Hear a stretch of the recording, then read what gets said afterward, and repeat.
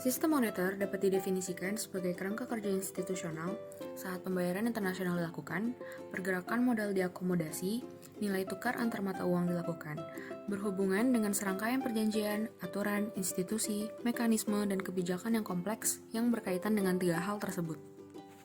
Sistem moneter internasional berjalan melalui 5 tahap evolusi: bimetalisme, standar emas klasik, interwar period, sistem Bretton Woods, rezim nilai tukar fleksibel atau mengambang terkendali. Bimetalisme, suatu standar ganda dalam mata uang bebas yang digunakan baik untuk emas maupun perak. Inggris Raya dipakai sampai tahun 1816, Amerika Serikat dari tahun 1792 sampai 1873, Prancis memakai sampai tahun 1878. Cina, India, Jerman, dan Belanda menggunakan standar perak. Hukum Gresham merupakan pertukaran antara dua logam secara resmi, tetap, dan hanya logam yang berlimpah saja yang digunakan sebagai uang. Akibatnya, logam yang lebih langka di negara atau wilayah tersebut tidak diedarkan. Dengan kata lain, uang buruk harus mengusir uang baik atau langka. Dan tapi, bagaimana jika uang baik itu menjadi uang yang berlimpah? Pada kasus Prancis 1850-an.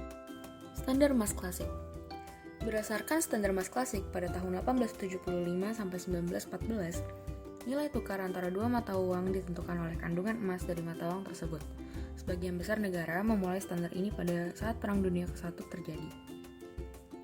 London menjadi pusat sistem keuangan internasional yang mencerminkan kemajuan perekonomian Inggris. Syarat implementasi hanya emas yang dijamin mata uang logam tidak terbatas. Terdapat konvertibilitas dua arah antara emas dan mata uang nasional pada rasio yang tetap.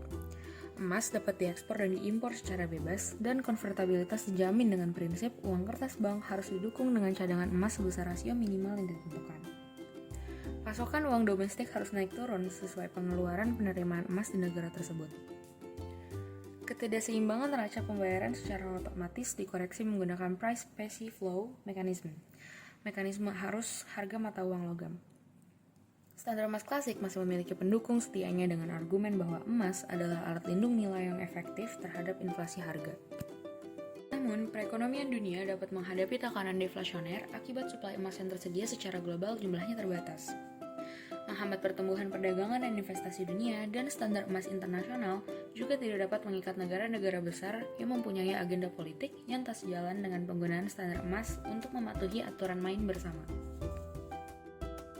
Interwar period 1915-1944.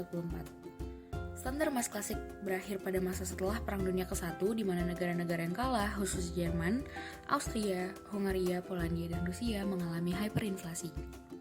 Contohnya, Jerman mengalami kenaikan indeks harga sebesar 1 triliun kali lipat daripada saat sebelum perang. Fluktuasi nilai mata uang di masa 1920-an membuat banyak negara menerapkan kebijakan depresiasi habis-habisan agar dapat memperoleh untung di pasar ekspor global. Banyak negara yang sepertinya kembali ke standar emas klasik setelah mulai pulih dari dampak perang. Namun, itu cuma kedok saja agar mereka bisa mengimplementasikan kebijakan sterilisasi emas. Sterilisasi emas kebijakan untuk menyesuaikan arus masuk dan keluar emas dengan cara pengurangan jumlah uang dalam negeri dan peningkatan kredit dalam negeri. Usaha untuk kembali ke standar emas klasik hancur total dengan terjadinya Great Depression pada tahun 1929, dan kekacauan itu mengakibatkan ditarik keluarnya emas besar-besaran dari tangan bank-bank di negara besar. Sistem Bretton Woods. Untuk mencegah kembali terjadinya nasionalisme ekonomi dengan aturan main yang tidak jelas selama interwar period, perwakilan 44 negara bertemu di Bretton Woods, New Hampshire pada tahun 1944 dan setuju untuk mengadopsi sistem moneter internasional yang baru. Pada tahun 1945, perjanjian ditandatangani dan melahirkan IMF dan IBRD atau World Bank. IMF membuat, mewujudkan, dan menegakkan serangkaian aturan eksplisit yang mengatur kebijakan moneter internasional. IBRD atau World Bank bertanggung jawab atas pendanaan proyek-proyek pengembangan atau pembangunan di masing-masing negara pemohon kredit atau modal. Sistem rezim nilai tukar fleksibel. Rezim nilai tukar fleksibel yang menggantikan sistem Bretton Woods memulai langkahnya pada 1976 ketika perjanjian Jamaika atau Jamaica Agreement diratifikasi. Nilai tukar fleksibel dinyatakan dapat diterima oleh anggota-anggota IMF.